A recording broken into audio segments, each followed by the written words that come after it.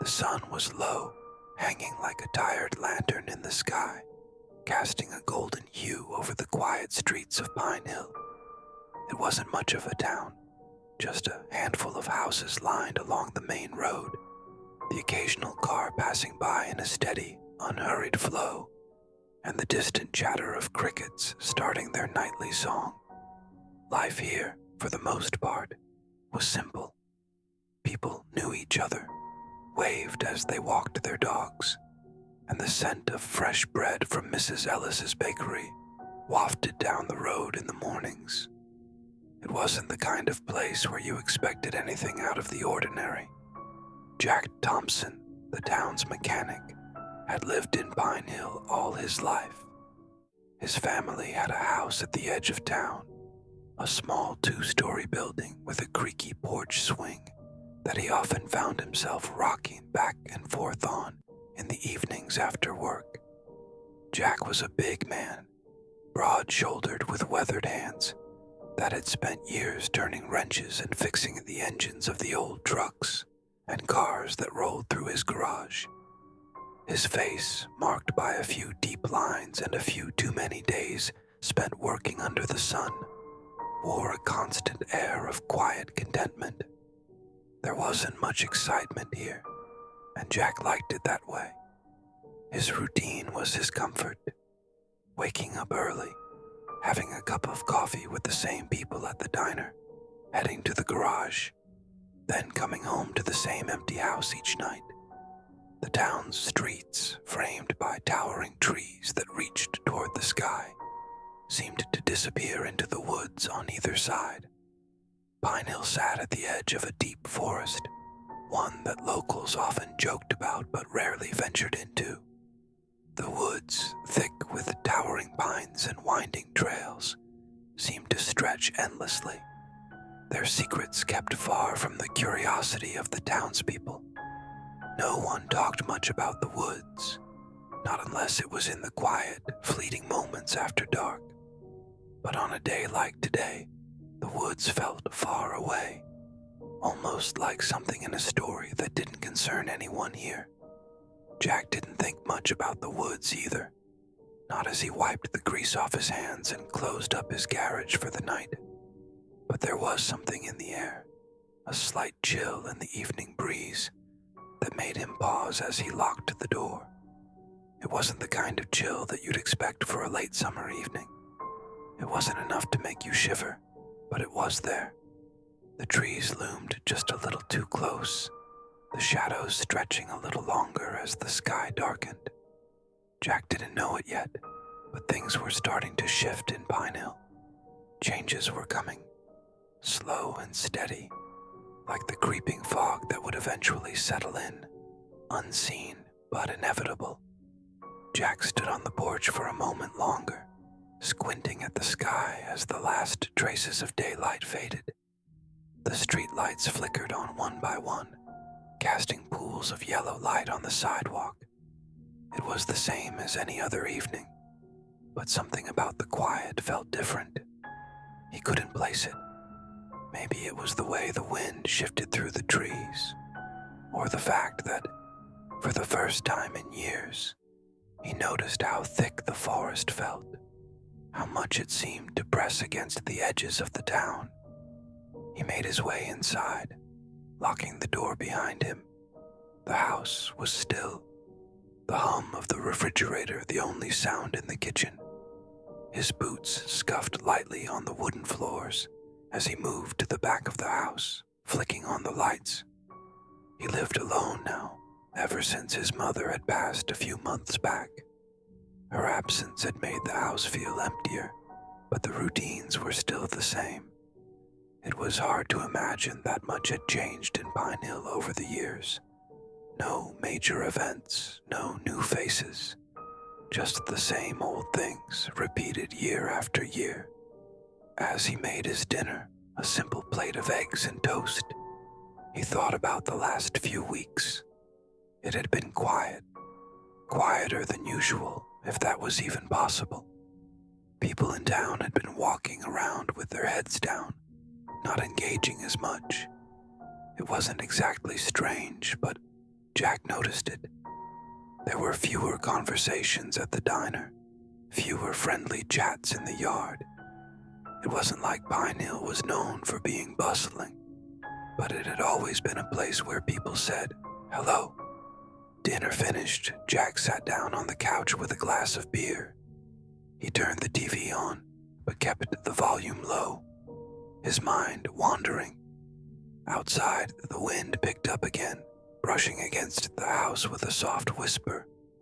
For a brief moment, Jack thought he heard something, an odd sound, distant but close enough to catch his attention. It was like a soft creaking, almost like someone walking on the porch.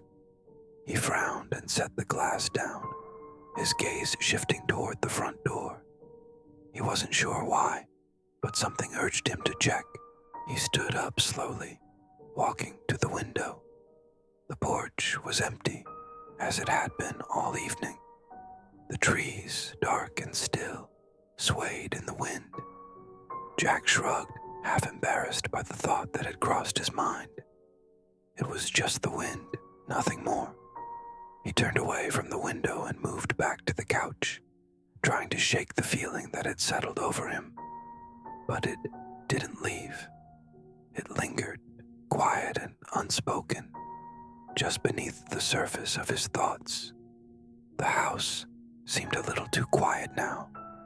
The shadows seemed a little too deep. Jack sat back down on the couch, his mind still swirling, though he couldn't say why. The room felt too warm now, or maybe it was just the stillness that made everything feel thicker, like the air itself had turned heavier. He glanced at the clock on the wall, a small wooden one his mother had always kept in the kitchen. It was nearly 9 o'clock. He let out a sigh, reaching for the remote to change the channel, but the image on the screen flickered, just for a split second, like a static glitch. He paused. It was nothing, really. It had to be. The TV had always been old, and these things happen sometimes. But still, his fingers hovered over the remote for a moment, longer than usual. There was a strange, almost imperceptible discomfort settling over him, one that he couldn't shake. The air felt colder now, even though the heating was on. And then, from somewhere far in the distance, he heard it again, the faintest sound, almost like footsteps crunching on gravel. He stiffened. It was brief, distant, but it was there, the kind of sound you wouldn't think twice about, except that there was no one else out there. The nearest house was at least half a mile down the road. Pine Hill wasn't a place for evening strolls, not after the sun went down. Jack stood up again, slowly, and walked toward the window once more. The street outside was empty, as it had been all evening, save for the occasional flicker of a car passing by. The trees stood still, their branches swaying gently in the wind, and the lights from the houses in the distance were soft, warm pools in the darkening night. He turned his attention to the edge of the woods. The line of trees seemed to draw closer now, their shadows casting long fingers toward the road. The faintest rustle came from that direction, but when he looked again, there was nothing. It was as if the woods had taken on a life of their own, quietly watching from the corners of his vision. Shaking his head, Jack returned to the couch, though he didn't sit back down. He paced instead, the uneasy feeling still gnawing at him. It wasn't anything he could put his finger on. It was just a sense, a whispering feeling that something was out of place, just beyond his reach. He tried to focus, tried to dismiss it, but the quiet of the house seemed to grow louder, the soft creaks of the floorboards beneath his feet suddenly more noticeable. The house felt too still, too aware of him. His breath seemed to echo a little too loudly, and the distant sound of the wind outside no longer felt like a comfort. Jack glanced toward the clock again. It had only been a few minutes since he'd last checked, but it felt longer. The kind of longer where time bends a little, when nothing has changed but everything feels different. The stillness of the room had begun to suffocate Jack. Each breath felt heavier, as though the air itself had thickened, pressing against his lungs. He had tried to shake the unease, to convince himself that it was nothing, just his imagination running wild. But the feeling refused to leave. It was more than just the odd noises or the unnatural silence. It was the sense that something unseen was moving, something close enough to touch, but just out of reach. Then the floorboards creaked. It was faint, barely a whisper underfoot, but it was unmistakable. Jack froze. His gaze darted toward the hallway, where the sound had come from. No one was there. The house was empty, just him, just as it always had been. But the creaking continued, a slow, deliberate rhythm, as though something, or someone, was pacing back and forth, just beyond his line of sight. His heartbeat quickened, and for the first time, his hands began to shake. The wind outside had died down, leaving only the occasional rustle of the trees. But inside, the air was thick, heavy, as if the house itself was holding its breath. Jack turned toward the door, a sense of dread building in his chest. The hallway seemed longer now, the shadows stretching unnaturally across the walls, crawling toward him. The light from the kitchen cast distorted shapes on the floor, making everything seem as though it was warping, bending in subtle, terrifying ways. He took a step forward, then another, his feet moving as though weighed down by some invisible force. Each creak of the floorboards beneath him sounded louder, closer. His pulse was loud in his ears now, his breath shallow and quick. He reached the hallway and paused, his hand trembling as he touched the doorframe. The sound had stopped, but the silence was worse, more suffocating than the noise had ever been. It was as if something was waiting, watching. The hairs on the back of his neck stood on end. He stepped cautiously into the darkened hallway, the light from the living room fading behind him. He could feel the weight of the air pressing in, pulling at him, urging him to turn back. He didn't. There was a soft, faint whisper from somewhere in the shadows ahead, just enough to make him freeze. It was a voice, but not one he recognized. It wasn't the wind. It wasn't the trees. It was something deeper, something close, too close. Jack moved toward the source of the sound, his muscles tense, each step slow and measured. The air felt colder now, sharp against his skin, and he shivered involuntarily. The whisper came again, closer this time, just around the corner of the hallway. He wasn't sure if he should call out or if he should just turn and run, but his feet betrayed him, carrying him forward despite the fear clawing at his chest. And then, just as he reached the corner, the lights flickered. For a moment, everything was dark, complete and absolute darkness. And then, through the sudden blackness, something moved. A shape, tall and thin, with limbs that stretched and bent at unnatural angles, stepped into the sliver of light. Its presence was oppressive, suffocating, and Jack's breath hitched in his throat. He couldn't move. He couldn't speak. The air had gone deathly still again, but this time it felt like something had crossed the threshold. Something real, something terrifying, and it was waiting for him to make the next move.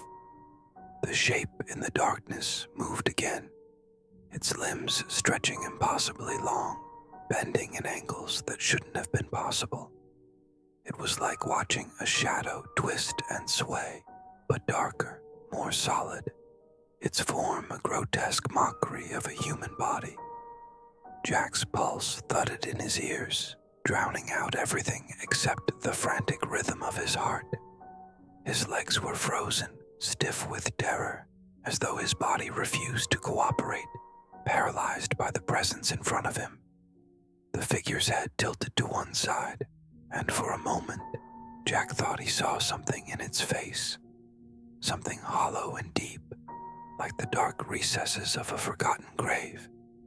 Its eyes, if they could even be called eyes, were black voids, deep and endless, pulling at his mind in ways he couldn't comprehend. The air was colder now, so cold that it burned his skin, and Jack could feel the frost creeping into his bones. It took another step forward, its feet scraping across the wooden floor with an agonizing slowness. The sound was like nails dragging along a chalkboard, sharp and grating, sending a shiver of dread all the way down his spine. Jack's mouth was dry, his breath shallow, the weight of the creature's presence pressing down on him, suffocating him. A low, raspy whisper filled the silence. It wasn't a voice, not really. It was more like a murmur from the depths of the earth, a sound that seemed to vibrate through his chest, making his heart falter. He couldn't understand the words, but the tone was unmistakable, cold, mocking, and familiar. His mind screamed to make sense of it, to run, to escape, but his body refused to respond. Every instinct he had told him to flee, but his legs felt like they were made of stone, rooted in place, unable to move. The figure's face, if it could even be called a face, shifted, the darkness beneath its skin folding and unfolding, like it was struggling to hold on to some semblance of form. Jack could see glimpses of something else beneath it, something older, darker, something not quite human. His throat tightened and he tried to swallow, but it felt like there was something lodged there, choking him. Jack, the whisper rasped, the sound like dry leaves brushing against each other, close, too close, hovering just behind his ear. He could feel the heat of its breath, cold and clammy against his skin, and his body jerked as if to move, but he couldn't. The creature's head tilted further, a creaking sound like wood splintering filling the room. Its limbs bent unnaturally, moving in jerky, spasm-like motions as it stepped closer, closer, until the space between them seemed to shrink with every passing second. The shadows in the room deepened, the corners of the walls bending and twisting in impossible ways. The house itself felt as if it were groaning under the weight of the thing that now filled the hallway.